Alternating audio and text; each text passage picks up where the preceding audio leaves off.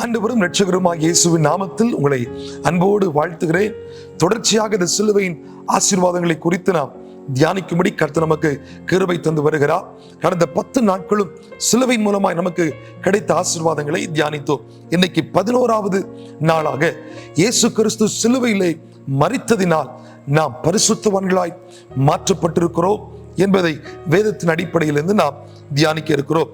கொலோசியர் 1ஆம் அதிகாரம் 21ஆம் வசனம் சொல்லுகிறது, முன்னே அந்நியராயும் துர்க்கரிகளினால் மனதிலே சத்துருக்களாயும் இருந்த உங்களையும் பரிசுத்தவானாகவும் குற்றமற்றவர்களாகவும் கண்டிக்கப்படாதவர்களாகவும் தமக்கு முன் நிறுத்தும்படி அவருடைய மாம்ச சரீரத்தில் அடைந்த மரணத்தினாலே இப்பொழுது ஒப்புரவாக்கினார்.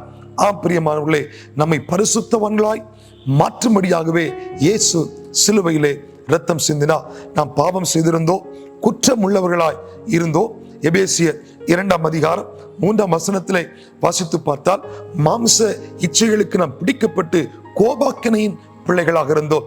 இந்த கோபாக்கினையின் பிள்ளை என்கிற ஒரு தருணத்திலிருந்து பரிசுத்தவான் என்கிற ஒரு அந்தஸ்தை தந்து ஆண்டவரோடு நம்மை நெருக்குகிற அனுபவத்தை தந்தது அந்த சிலுவையே.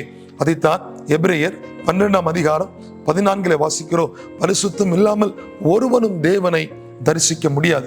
பாவிகளாகவோ, குற்றம் உள்ளவர்களாகவோ, அக்கிரமக்காரர்களாகவோ, கோபாக்கினையின் பிள்ளைகளாகவோ நாம் இருந்தால் அந்த தெய்வத்தை, அந்த பிதாவை நாம் ஒரு நாளும் தரிசிக்க முடியாது. எப்பொழுது இயேசு சிலுவையிலே ரத்தம் சிந்தி மரித்தாரோ, எப்பொழுது இயேசுவின் ரத்தம் சிலுவையிலே சிந்தப்பட்டதோ, அப்பொழுதே நம்மை பரிசுத்தவான்களாய் மாற்றுவதற்கு அந்த இரத்தம் நம்மை சுத்திகரித்திருக்கிறது, நம்மை ஆயத்தப்படுத்தியிருக்கிறது. இந்த பரிசுத்தத்தினால் தான் நாம் அந்த தெய்வத்தை தரிசிக்க முடியும். நாம் பாவம் செய்து, அக்கிரமங்களை செய்து, துரோகம் செய்து, குற்றங்களை செய்து, கோபாக்கினையின் பிள்ளைகளாய் ஒரு காலத்திலே வாழ்ந்து வந்தோம். எப்பொழுது சிலுவையின் இரத்தம் எங்களுக்காய் சிந்தப்பட்டது என்பதை நாம் விசுவாசித்தோமோ, அப்பொழுதே ஆண்டவர் நம்மை பரிசுத்தத்தின் பாதையிலே நடத்தி வருகிறார். ஒருவேளை இந்த செய்தியை கேட்டுக்கொண்டிருக்கிற நீங்கள் பாவம் செய்தவர்களாக இருக்கலாம், குற்றம் உள்ளவர்களாக இருக்கலாம், கோபாக்கினையின் பிள்ளைகளாக ஆண்டவரை விட்டு நீங்கள் தூரமாய் வாழ்ந்து கொண்டிருக்கலாம். அந்த பரலோகத்தை அடைவதற்கு, அந்த பரலோக மோட்சத்திலே போய் சேர்வதற்கு பரிசுத்தம் இல்லாமல் நாம் போய் சேர முடியாது. இப்பொழுதே இயேசுவே என் பாவங்களை மன்னி சிலுவையிலே சிந்தப்பட்ட இயேசுவின் இரத்தத்தை நான் விசுவாசிக்கிறேன் என்று சொல்லி பாருங்கள். நமக்காக சிந்தப்பட்ட இரத்தம் உங்களை பரிசுத்தமானாய் மாற்றும். ஒட்டுமொத்தமாக சொல்ல வேண்டும் என்றால், அந்த பரலோக ராஜ்யத்தை நாம் பெற்றுக்கொள்வதற்கு நமக்கு பரிசுத்தம் தேவை. அந்த பரிசுத்தத்தை சிலுவையிலே சிந்தப்பட்ட இயேசுவின் இரத்தத்தின் மூலமாய் நாம் பெற்றிருக்கிறோம். அந்த இரத்தம் நம்மை பரிசுத்தப்படுத்தி இருக்கிறது.